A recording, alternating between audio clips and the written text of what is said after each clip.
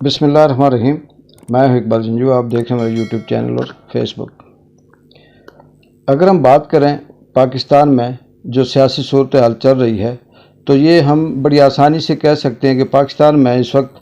سیاست نہیں ہو رہی، بلکہ جو سیاسی جماعتیں ہیں یا جو اس وقت وہاں پہ ادارے ہیں اور جو مقتدر طاقتیں ہیں وہ ملک اور عوام کی سلامتی کے لیے یا ان کی بہتری کے لیے کوئی سیاست نہیں کر رہے یا کوئی ایسی پالیسی یا قانون نہیں بنا رہے، بلکہ مکمل طور پر ایک دوسرے کے ساتھ انتقامی جنگ جو ہے وہ جاری ہے، دشمنی ہے، اپنا جو انتقام ہے، اپنی جو ایک دوسرے کے ساتھ نفرت ہے وہ سامنے لا کر نکال رہے ہیں۔ اگر ہم یہ دیکھیں اس وقت پاکستان میں آدھے پاکستان میں پی ڈی ایم کی حکومت ہے اور آدھے پاکستان میں پاکستان تحریک انصاف کی حکومت ہے۔ جو حصے جیسے خیبر پختونخوا ہو گیا، پنجاب ہو گیا، جس میں پاکستان تحریک انصاف کی حکومت ہے، اور سندھ میں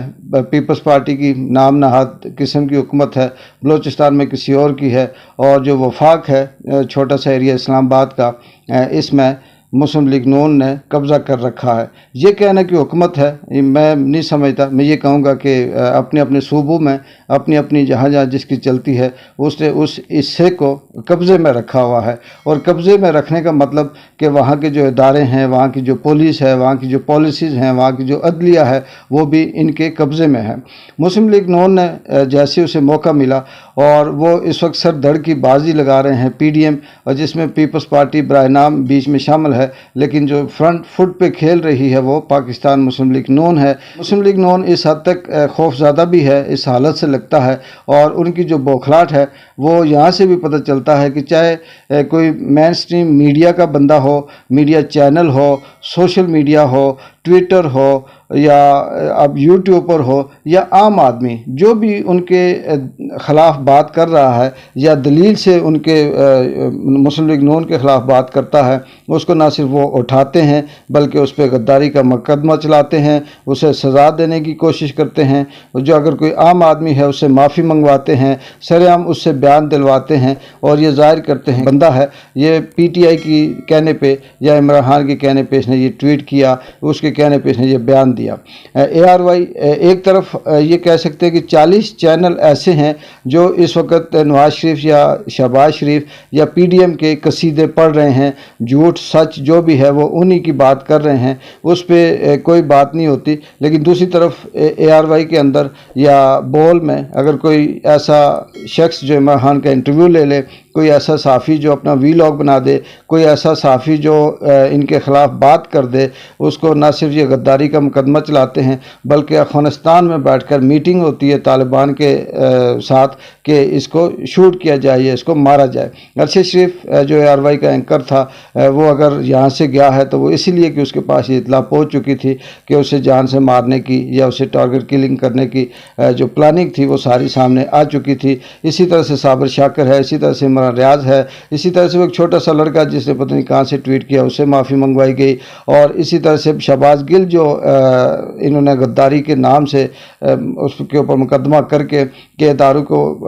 کے خلاف اس نے بیان دیا، اس پہ بجائے اس کا موقف لینے کے یا اسے کہیں پیش کرنے کے اس کو اس حد تک جسمانی جو تشدد ہے اس پہ کیا جا رہا ہے کہ اس سے اب کچھ بھی کروایا جا سکتا ہے، اس سے کچھ بھی لکھوایا جا سکتا ہے، اس سے کچھ بھی بیان دلوایا جا سکتا ہے۔ لیکن سوال یہاں یہ پیدا ہوتا ہے کہ اگر اتنے تشدد کے بعد انسان کو اس سے اس کی زندگی چھیننے کے اس پوائنٹ تک پہنچنے کے بعد اس نے اگر کوئی بیان دیا تو اس میں کس حد تک صداقت ہو سکتی ہے؟ ہماری جو عدلیہ ہے کیا وہ اس چیز کو نہیں سمجھتی کہ یہ جو بیان ہے یہ کس طرح سے تشدد کر کے لیا گیا یا کس طرح سے بلیک میل کر کے لیا گیا؟ اب شہباز گل کو یہ کہا جا رہا ہے کہ وہ صرف یہ بیان دے دے کہ یہ جو میں نے ادارے کے خلاف بیان دیا یہ عمران خان کے کہنے پہ دیا، یہ ہماری ایک پارٹی پالیسی تھی اور اس کے مطابق دیا، تاکہ ہم اس کے بعد عمران خان پہ ہاتھ ڈالیں اور اسے غداری کا مقدمہ کر کے اسے اب پارٹی سے سیاست سے آؤٹ کریں، اسے نااہل کریں۔ جو عام آدمی جو یہ جو آئے روز جو سیاست ہوتی ہے، جو عوام ہے، جو نون لیگ کی حمایتی ہے، جو پاکستان تحریک انصاف کی ہے، یہ باقیوں کی ہے، ان کو سوچنا چاہیے کہ یہ لوگ کس حد تک گر چکے ہیں اور یہ کس حد تک اندھے ہو چکے ہیں کہ انہیں یہ بھی نہیں نظر آتا کہ ہمارا ملک کس طرف جا رہا ہے، ہماری معیشت کس طرف جا رہی ہے، ہم کس حد تک مشکل میں ہیں، اس کی انہیں پرواہ نہیں ہے۔ انہیں صرف یہ ہے کہ ہماری سیٹ بچی رہے، ہماری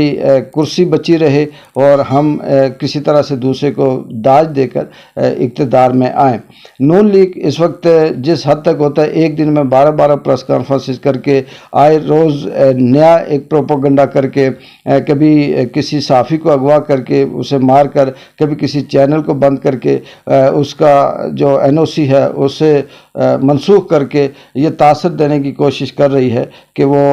اس وقت اپنے خلاف کوئی بات سننا نہیں چاہتی۔ لیکن یہ بات بھی ان کے سامنے ہے، یہ چیز، یہ جو وقت ہے مشکل، یہ گزر جاتا ہے اور یہ عروج یا یہ جو حکومتیں ہیں، یہ جو اقتدار ہے، یہ بڑے کم وقت تک رہتا ہے۔ اور اس وقت نون لیگ جس ڈگر پہ چل رہی ہے، وہ صرف اور صرف ایک ہی ان کا مشن ہے کہ ہمیں